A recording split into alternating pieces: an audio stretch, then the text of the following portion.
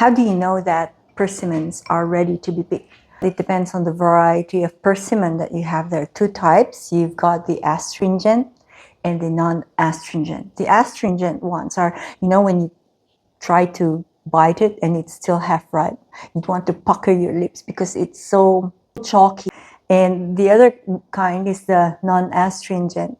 When you pick it from the tree or when you buy it from the grocery, it's still firm. And then when you bite it, it's like an apple, but it's not as sweet as the astringent persimmon.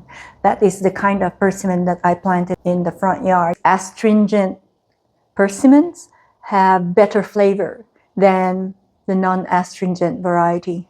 And over here, I've got a few persimmons that Francis very kindly picked from our persimmon tree out the front. And when he picked this one, it's really nice and soft and gooey now.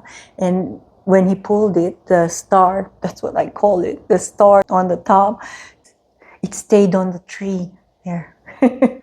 And if you would pick it that it's still half ripe, it would look like this. Look at how nice and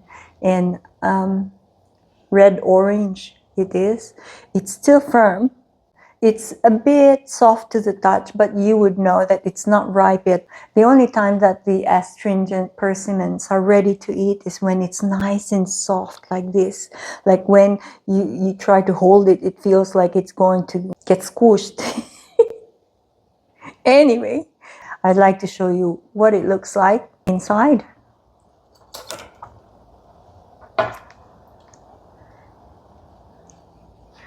I don't have to slice it with a knife because it's really nice and soft, but I just like to show you the texture. And you will be able to see it only when I cut it really nice and carefully this way. Look at how nice it is. It looks so shiny, so soft, and so juicy. I could have opened it the other way. I'll just open it the other way to show you this and this. Hang on, this one and the taste. First, the texture before the taste. The texture would be almost like custard. There would be a little bit of fiber compared to the custard, but basically the texture would be custard-like. And the sweetness. It's like you pour brown sugar on this with, it has a flavor of apricot or peach. Really good. Really sweet.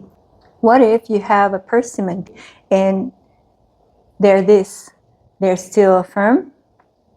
What you can do is wait for it to ripen in the tree, but you just have to make sure that it is wrapped with bird netting, but because the birds and the other animals would love to eat these. So you have to protect your tree if you'd like to ripen it on the tree. Another way to ripen it is when you pick them that they are still half ripe this way. Just either put it in a paper bag together with one that gives off that kind of gas, like a banana or an apple. Just put it in the paper bag with it and then make sure that you check it every now and then. Or you just have to feel it through the paper bag. If it's nice and soft, then you'll know it's ripe. Because of the gas that the apple or the banana emits, it will help ripen your persimmon. Once you have a ripe persimmon, what you can do is either put it in the freezer. It tastes like ice cream if you do that. I kid you not. Or if you'd like it nice and cold, fresh from the tree, it's like this, so gooey and sweet. The peeling can be eaten. Right now, all I care about is the sometimes I call it meat. Nothing beats the sweetness of a persimmon. You should try it. Better yet, you should plant it.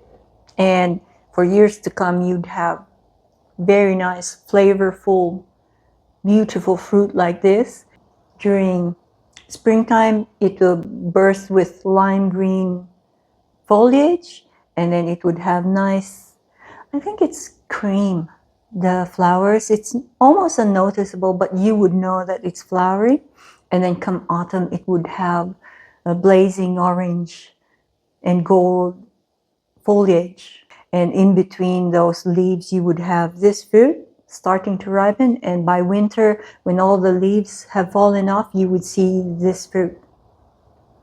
It's a beautiful tree, beautiful fruit. You can't beat the persimmon when it comes to trying to choose the kind of tree that you'd like to plant in your yard. If you are interested in anything gardening or pond keeping or suburbia in Australia, join me in my channel because there are more videos to come.